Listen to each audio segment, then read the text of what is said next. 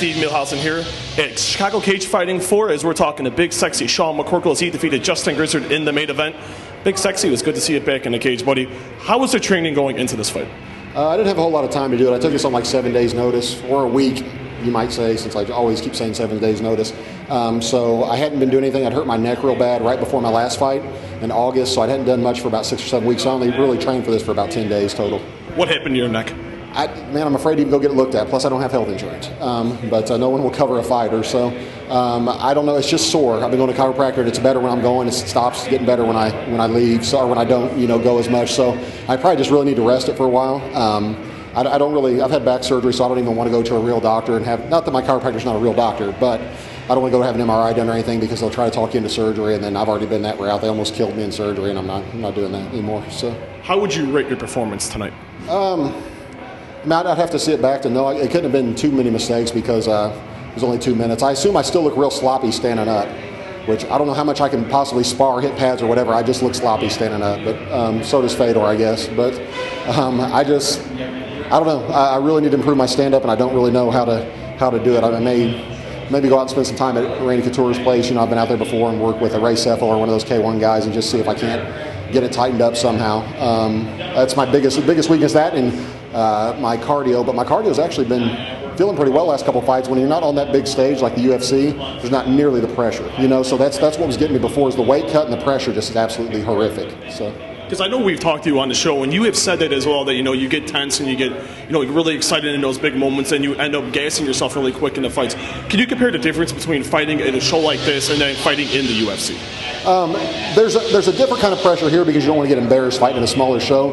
But in the UFC, to know that every fight, not only do you have to win, but you got to be exciting to do it. The fans of the UFC will boo the first 3 seconds there's inactivity, so you don't want to hear boos. You start hearing boos, you start throwing haymakers, So it's like, and just being, I don't know if I have social anxiety or what. You wouldn't think so from my persona on, camera online, but being in front of large crowds like that, I feel like I'm going to pass out like before the fight even starts. It's not a fear of getting hurt, not a fear of fighting. Just being in front of people is like hell for me. That's the worst part of the whole thing. So, the smaller the crowd, the less pressure I feel for whatever reason. Do you feel with the victory tonight and the way you say you felt going into the cage tonight, do you think when you get back into the UFC, do you think that'll be something you can have like as a mental picture as fighting on shows like this? I think it will help. Every fight you get a little more used to it, but I think it'll probably be the same thing. And knowing, like I said, every fight in the UFC could be your last one. And I was so afraid when I first fought in the UFC. I was so afraid to get cut, that I was fighting, not to lose instead of trying to fight to win. And if you look at guys like my friend Chris Lytle, guys like that, if you look at them, he just goes out and tries to put on entertainment, fight as hard as he can, and that's when he started making big money. That's when he started winning, when he quit worrying about solely trying to squeak out, a win every time. And that's all, I was trying to do in my last two in the UFC, was just like, please don't let me lose, please don't let me lose the whole time, you know what I mean? And the weight cut is, I always use that as an excuse, but the weight cut is hell on me to make 265. I walked in tonight probably about 310 pounds. Not super lean right now because I haven't been training a whole lot, but, I have abs right around 300 pounds, when I get there. To cut another 35 is hell for me to make the UFC's, not the UFC's, the Athletic Commission's, weight limit. So I would love it if they would make a super heavyweight division. It would be wonderful for me. I wish I had abs, even I weigh like 210. Right. So. That's what we made a joke the other day. I told them I have abs at 300 pounds, and then they go away when I'm in the UFC on TV when they make 265, and they come back when I'm back at 300. But they actually kind of do. I look like I'm dying when like I have cancer or something when I'm cut to 265 and feel like it too. But I'll figure it out eventually. Maybe my body, if I stay, I'm staying a lot leaner now than I have in the past. So maybe my body will eventually adjust to it. But I know those the first 2 cuts were absolute hell on earth, making 265. What do you attribute it to now? You said it's easier for you to lose the weight. Now, what have you, a better diet, or what is the secret to what you've been doing? Maybe the longer I stay, on a healthy diet, the more, body fat I'm able to replace with muscle. I found now too, if I didn't lift weights for any of my 3 UFC fights, I stopped completely lifting weights because I was so worried I'd put on muscle and I didn't want to weigh anymore. But now being able to fight super heavyweight, I lift all the time and I feel strong. I feel, my weight is staying the same, but my muscles are getting bigger, So I don't know if I'm just removing body fat and adding muscle, but, obviously the more lean muscle mass you have, the higher metabolism is, and things like that, just the better, machine your body becomes. But I think, I don't know, I'm going to keep refining. I'm going to try to start walking around about 290. My last fight in the UFC, I cut from 287 to 266 the last 2 days. So I cut 21 in 2 days. So if I can get to where I'm about to walk in at 290, really lean but feeling really good, then I think I can make the 265 without as much of a problem. Whereas before, my first time I was 325 pounds 12 weeks out, and cutting 60 to get there was a nightmare. Now, this is your third straight win outside the UFC. How many more wins do you think you need to get back there? I think I probably need at least one name win, over a UFC veteran, somebody's good, or to show improved stand-up. I think that was the biggest thing they're probably unhappy about is I don't look like a UFC-level fighter when I fight standing up. I'm real hesitant to engage, and on one token, it was because I fought Mark Hunt first, who's a K1 champion, and Stephen Struve, who's been kickboxing since he was 4 years old, and then Moorcraft, I was able to take him down right away, So I prefer to fight on the ground, but I think that's, like I said, the biggest thing I struggle with is just stand up. I pick up everything else. Wrestling, I pick up fast. Jiu-jitsu, I pick up really fast. The striking, for whatever reason, I'm just mildly retarded. I don't know. It just does not come. I don't know why. You were saying a name UFC when it was rumored you were going to be fighting at the Pro Elite card in November against Andrei Arlovski. Arlovski, for some reason, turned the fight down. Do you know the reason why that happened? The way I understand, they didn't like the matchup. I guess maybe I'm too big or whatever. I don't understand the matchup taking Travis Fulton instead, because Travis hits way harder than I think. They're mostly concerned about his chin, or I would be if I was his management.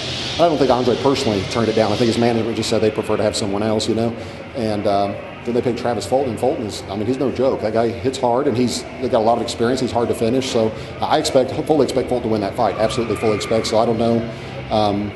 I think Pro Elite wanted it. It would make sense for them because I bring so much hype to the fights and stuff. I would have said about Arlovski would hype it a lot better than Fulton. So, I think for Arlovski, I'm a better matchup than Fulton is for him personally. If I were him, I would rather fight me than Fulton. So you don't think he was scared of you at all, even though it kind of made it seem like he was, the fact that he turned down the fight and no explanation was really given. Right. I probably insinuated it all the time because that's what I do, but I don't think meet very few guys that fight at that level that are afraid to fight someone. Like people used to say Fedor's scared. Trust me, Fedor's not scared of anything. They may be afraid for their career. I think it's a bad matchup, but I think my guess would be it's more of a management issue where they're trying to protect him because Andre's fought the best in the world, so if he wasn't afraid of Fedor, he for sure wasn't afraid of me, Has Pro Elite approached you about another fight on that November 5th card?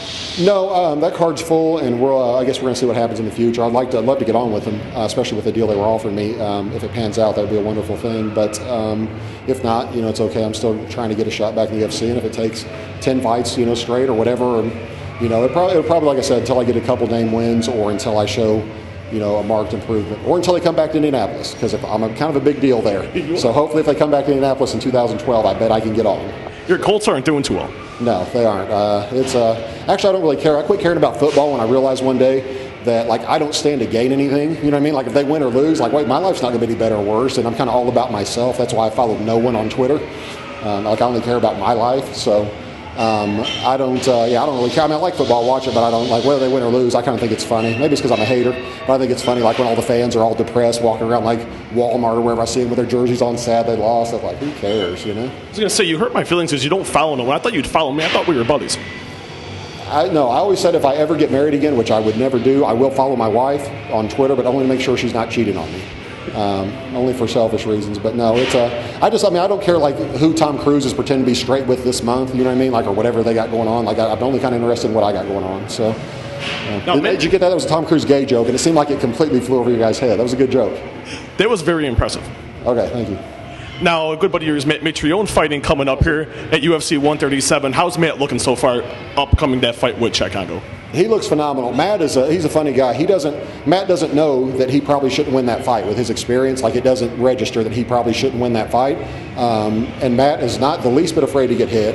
He'll take 3 to give you 1. And I honestly think Matt's going to beat Congo. I think that'll be the difference. Congo doesn't really like getting hit from what I've seen.